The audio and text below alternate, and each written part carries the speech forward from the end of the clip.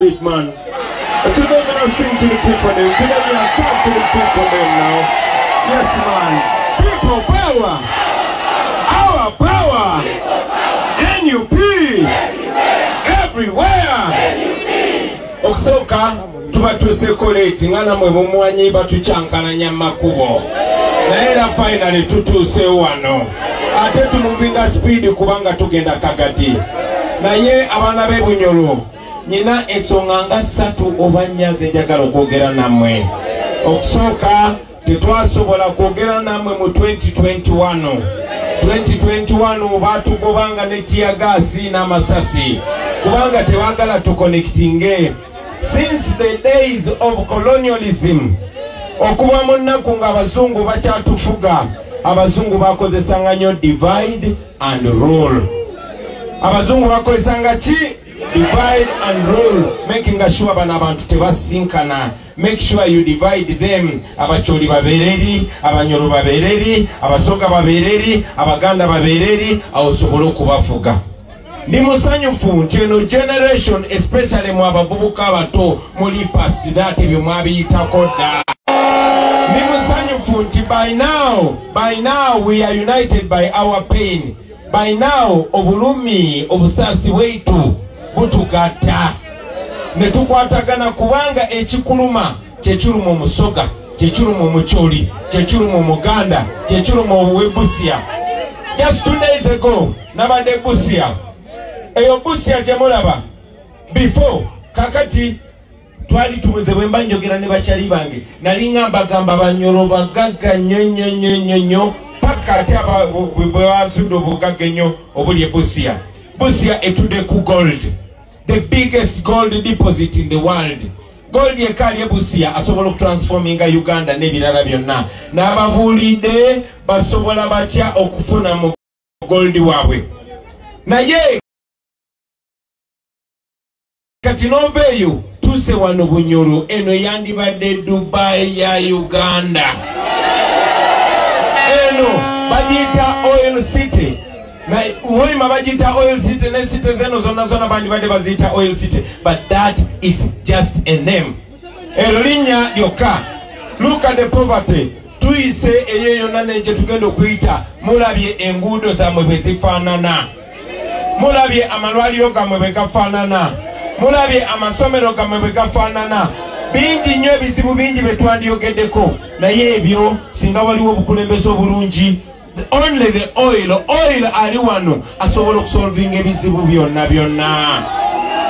Abantu beno sijja kwogera ku corruption na sente ze batubako every year batubako 10 trillion shillings. Kitegeeza myaka 5 batubako 50 trillion shillings. Ezo zandisobodde okukola enguudo zonna naye tezikola. Naye ne bwe bandibadde bazibba, singa wealth, singa obugagga obuli wano buyamba abantu ba wano, kyandibadde ekichenjinga forever.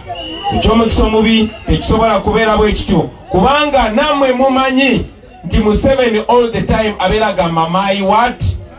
My oil. Abeera gamba ki? Mumuwulidde tagamba our oil. Tagamba the oil of the people of Uganda. Tagamba the oil of the people of Bunyoro. Agamba my oil. Njagala okubabulira mikwano gyange until paka nga tugobye Museveni obugagga bwammwe ne bufuko bwammwe awo musobola okubaako ne kyemwogera. Kati kambabulire ne kino ne bwe bandibadde nga bawa only 10%, ezo zandibadde percentage ntono nnyo for the people of here. Nene 10% tebagibawa, bagamba 1% ate nayo tebagibawa, ate tebagenda kugibawa. I am telling you that omusajja atufuga ali more than 8 years. Agamba buli muntu bulijjo takyabeekuya. My brothers and sisters, look at us. Naba bwe tufaanana. Tuyina a big future. The future is in our hands. Nzize wano kubasaba mutuwe chance, mutuwe obuyinza to creating a Uganda empya. Tusobola okuteekawo Uganda empya. Tuyina capital. Capital is the wealth. There is oil. Wano etuyimiridde waliwo oil. Capital be bantu. Look at the age. Muri bato nnyo tibwe tusalawo tufocusing in the right direction. Tugenda kozesa obugagga okutransforminga wano wona. That is possible. njagala okubasaba mikwano gyange mu opening your eyes. Secondly, yonna gye tuyise bagobye abantu ku mataka gaabwe.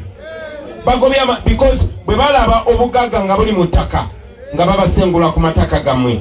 Over time, family ya Museveni owning ettaka wano mu Bunyoro in tens of miles, ofuna otya mile 10 ez'ettaka kubanga olina oli relative wa Museveni. Ebyo bigenda kuggwawo wane Bunyoro. Njagala bagamba omuntu yenna gwe bagoba ku ttaka lye, omuntu yenna nga bakugoba ku ttaka lyo, njagala just evidence nti ettaka lyo ate ng'omanyi we liri, ebirala bikwasaani. In a new Uganda buli omu agenda kufuna justice. In a new Uganda amafuta ga Bunyoro gagenda kusooka ga benefit nge Bunyoro ate gayambe ne Uganda yonna. We are seated on wealth and that wealth has to help the people. Tewali mirimu ne wano mu oil abantu abakola wano emirimu egiri mu oil gye gisinga okulaga tribalism. Emirimu egiri mu oil abagikola si baana ba wano. Lwaki? Because baagala bakipinga nga muli baavu. Njagala babulira mikwano gyange, Africa has always been rich. Africa ebadde nganga nnyo, naye bacolonialists bwe bajja wano twayongera kubeera baavu. Njagala babulirako abatwala obudde okusoma, waliwo ekitabo bakiyita Expensive Poverty. Ekitabo ekyo twakiwandiika ne mwami bamuyita Dr. Greg Mills nga analyzing nti fe obugagga bwaffe bwe businga okubeera obwavu. Your poverty is expensive because you pay so much for your wealth. Obwavu bwo kubanga olina obugagga mu ttaka bajja kugoba mu ttaka. Nti abantu be Bunyoro batuuka ne bagamba kale singa tetulina oil, ne mutuuka ne mugiyita oil curse. How can a blessing be a curse? Ebyo bigenda kukyuka mu Uganda empya. Nziramu ebyo bigenda kukyuka mu Uganda empya.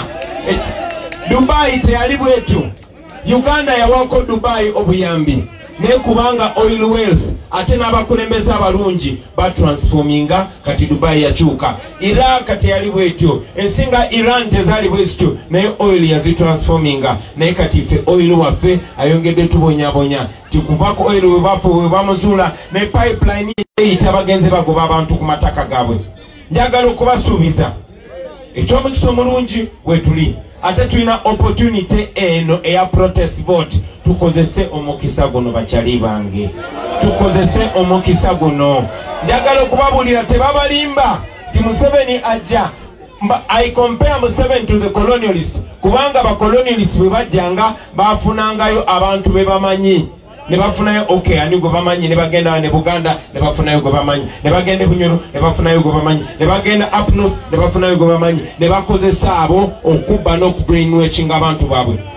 Bakugamba nti bakwadde minister wa finance Matia Kasaija naye abantu be Bunyoro bakula otunulira obwavu obuli wano. Minister of Finance abayambe eki awo yenyini abayamba oyo yenyini abayamba kukozesa ate dictator asigale nga ababba. Oyo naye enebola naye mulabe wamwe nga dictator. So bwe muba mugoba dictator ne Matia Kasaija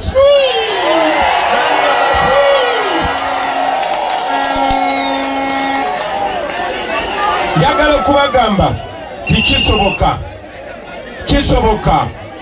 You can change your life. So obulamu busobola okushuka singa mufuna abantu bamwe abaana abawuliriza. Mu New Uganda kiki tuleeta ffe? Servant leadership. Tuleeta servant leadership nga si kubafugisa mundu nga abantu be Bunyoro basobola okusalawo ti this is our wealth twagalako percentage bweti ne kikola. Ekyo kigenda kukola mikwano gyange n'ekyo kigenda kukola nga mustandinze farm. I am looking at the grandchildren of Kabalega. Kabalega yagaana colonialism. Kabalega yagaana abantu be okubonabona. So I want to ask you to evoke that spirit. I want to ask you to call back that spirit nga tugenda mu kulonda kuno. So tulina chance, eno chance bagita protest vote. Protest vote kuno kulonda kwa njawulo si bye bya bulijjo. Mumpulira bulungi, kuno kulonda kwa njawulo. Mubadde mulaba bameka bali ku TikTok. Good. Mubadde mulaba ekigenda maaso busoga. mubadde mulaba ekigenda maaso Tororo, mubadde mulaba ekigenda maaso Busia, kati balaba ekiri wano. Njagala kubasaba this time in this campaign, njagala kubasaba tukaminge together. Fena tulowooze kimu. I want us to be one people. I want us to be as if we are one tribe, at least as if we are one religion. Temukiriza muntu yena kubawula. Mbasaba bana Uganda tukwatagane fena. Muveyo mulonde. Muveyo mulonde. Muveyo mulonde. Atebe mulonda. Temulonda chintu chona cha yero. Akabonero chi. Akabonero chi. Manyi bulungi nnyo tibangi mwatulonda last time era mugenda kunonda nete mulonda just Bobi Wine. Togamba nti kati president maze okulonda Bobi Wine kakati wano ne bwenonda akasaija kati ne tolonda kintu kyonna kya ye tolonda kintu kyonna kya yero. Ono president gwe mugenda okufuna alinga benzi kakati temumuteekako spare wa corona spare naye abeeredde. Tukyuse Uganda. I want to tell you jabana bamwe bajja genda basome ate bafune emirimu. Njagala okubagamba togenda kuddamu kulaba ba generals nga bonna bava mu only one tribe. No. Togenda kuddamu kulaba mirimu nti revenue nti mu government nga bonna bali mu one tribe. Museveni is the last dictator you are going to see. Togenda kuddamu kulaba president amala myaka 40. Tuli wano naye mwenna temulabangako ku president mulala. Let us give ourselves that chance. Throw away that chance, my brothers and sisters. This is a new generation. Let us be the ones to decide where we want to go. Feke nyini tusalewo nti twagala Uganda efaanana bweti. Tetwagala Uganda y'abantu kubafugira ku mudumu gwa mundu. Tetwagala kubeera ne government ngeringa kingdom eno si kingdom ya Museveni. Tosobola kufuna tomusajja omuye president, mukazi we minister wa education, mutabani we yakulira amaje, ono muganda we yakulira budget singo obukulu. No, that is the end of it. But you can do that through your election. Maliriza ngamba saba bwenti mikwano gyange. Ekisokera ddala njagala kubasaba mubeere ba agent. Mulaba nti kati tutambula chap sobola kufuna budde bumala kumalayo all the message that I want to give to you. Naye njagala kubasaba nze my biggest achievement kubatuukako kubatunula maaso kubibabuulira. Naye njagala namwe mutuyambeko mupushing a message giteeke mu lulimi lwo abantu basobole okutegeera. Bamanye nti by voting for Bobi Wine tolonda just Bobi Wine wabula olonda a new Uganda. Olonda that idea that we want. Olonda equality, olonda good education, olonda better roads, olonda better schools. Ate nga tugenda kubikola. Kuba manyi what you feel. I have been there. I have been there performing with you. Tubadenge no tuita yona yona. So we have the same heartbeat. We have the same dreams. Mbasaba mikwano jange tukozese chance eno to putting an end to slavery, tufune independence empya, tufune Uganda empya. Ekyo tusobola kikola. Njagala kubasaba mwena mu push this message. Mutuyambe mu breaking it down manifesto yaffe. Bingi nyo betwa promises mu manifesto yaffe ate nga tugenda bikola. Be the agent. Mukunga abantu bonna baveyo balonde. Munoonye akalulu ate make sure you vote. Ate bwe mulonda temuvaawo musigalewo. Bano abakadde bonna tubagobe kubanga bonna baki bonna babbi. They don't represent you. Bano bonna babbi kuvira ddala ku president paka ku prime minister. Mwalabe Nabbanja ne Anita Mongo nga babba amabaati agalina okubeera gekaramoja. And this is not it. Sigamba nti nabakyawa.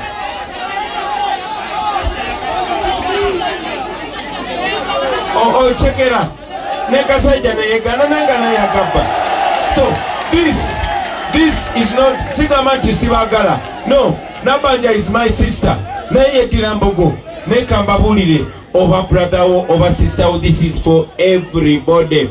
This is for all of us. By the way, Nabbanja yabagambe mbu musigale wakambo temujanga Bobi Wine ze. Mugambe Nabbanja. Mugambe alo. kakati maliriza nga mbasaba mikwano gyange bwe mumala okulonda temuvaawo temumala okulonda temuvaawo mubeere mwezo town kubanga mu Uganda yonna bagenda kubeera mwezo town. This is it. We have to change our country now. If we fail, abaana baffe tubafudde ba slaves. Mikwano gyange mwebale nnyo kumpuliriza mumpukinga message eno bwe nafuna omukisa. Njagala okubasaba mwenna mukozese essimu zammwe mukozese zi TikTok kubanga tulina okuvuga ate tugende Kagadi nabo tubibagambe naye mbasaba mubeere ba agent buli omu ku mmwe abeere Bobi Wine. Everybody can be a Bobi Wine. Mikwano gyange tugobe ba enslavers tufuuke abakabi mu nsi yaffe. Kabalegalega kabalegalega kabalegalega. I say we are fighting for abana bebunyoro sibawulira we are fighting for freedom. Museveni agende Kasaija agende we are fighting for freedom. Nabanja agende Museveni agende we are fighting for freedom. Nampita Sama Uganda abana bebunyoro baliwa ndi mukubaweereza kabaddi bonna bagende. Live ku mukozi ogwa Sama Uganda Media Facebook ne ku TikTok. Bwetuwangula akalulu kano for the first time Bunyoro egenda kukyuka. For the first time your district is going to change. For the first time Uganda is going to change. Please fight for the right to your future.